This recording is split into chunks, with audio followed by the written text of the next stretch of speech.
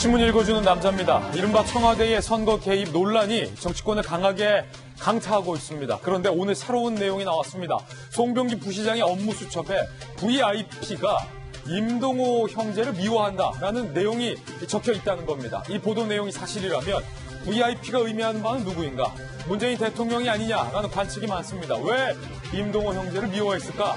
임동호 전 최고는 송철호 시장의 당내 라이벌로 알려져 있습니다. 그 이유에 대해서 잠시 후에 상세하게 분석해 보겠습니다. 오늘 조간신문 어떤 내용 보도하는지 저와 함께 보시죠. 먼저 동아일보입니다. 자, 북한 소식입니다. 사진 한번 보시죠. 북한의 김정은이 군 간부 80여 명을 한데 모아두고 이렇게 격앙된 모습으로 두 팔까지 번쩍 들어올리며 뭔가를 강조했습니다. 자, 그리고 한편 ICBM 발사대를 세우기 위한 장치도 기존에 없었던 장치가 만들어진 게 포착됐습니다. ICBM 미사일을 성탄전 전후로 북한이 쏘아 올리려는 것 아니냐라는 관측이 점점 구체화되고 있습니다. 이른바 북한발 크리스마스 선물 도발의 움직임이 포착된 것으로 보입니다. 과연 이 자리에서 군 간부를 불러두고 김정은은 무슨 얘기를 한 걸까요? 잠시 후에 이 소식도 짚어보겠습니다. 네, 이번엔 다음 신문입니다. 경향신문입니다.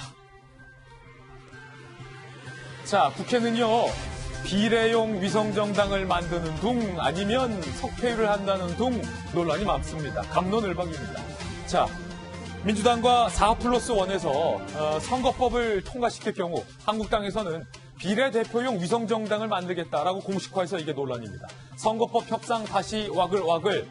자, 민주당은 한국당이 만약에 정말로 선거에서 비례용 위성정당을 만들어서 지역구는 한국당, 비례대표는 그 위성정당을 찍어달라고 했을 때 전국의 주도권을 뺏길 가능성을 여당은 고심하고 있는 것으로 알려지고 있습니다.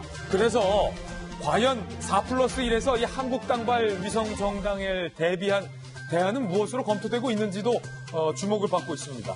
원포인트 민생 국회 민주당에서는 오늘 열자라고 하고 있습니다. 과연 열릴 수 있을까요? 다음 신문입니다. 이번엔 한국일보입니다. 그 원포인트 본회의.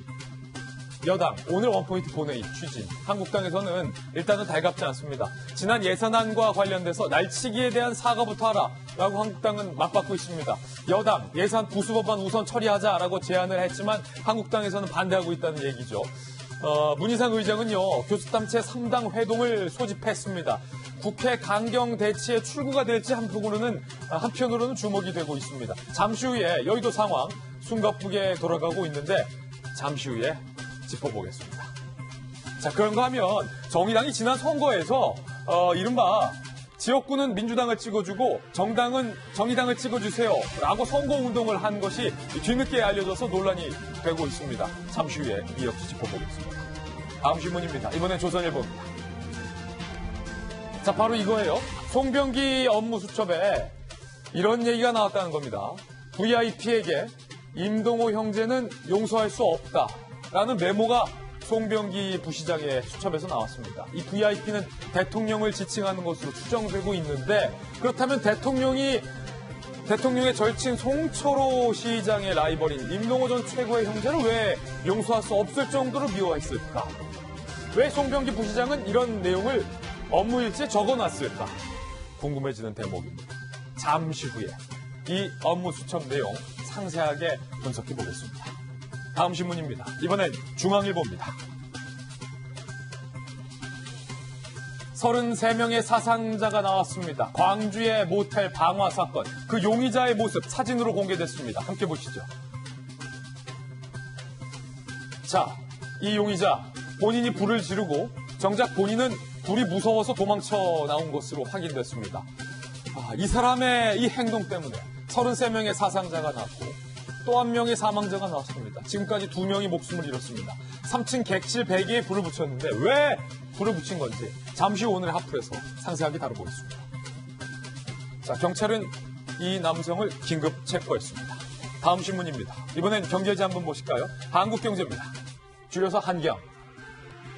자, 12, 16 규제가 나왔죠. 부동산 규제가 나왔습니다. 15억 원 이상 부동산 살 때는 대출 1원도 안 내준다라는 규제입니다. 그런데 그 규제 이후에 전셋값이 정말로 천정부지로 오르고 있습니다. 한국 경제는 정부가 전셋값에 기름을 부었다 이렇게 썼습니다.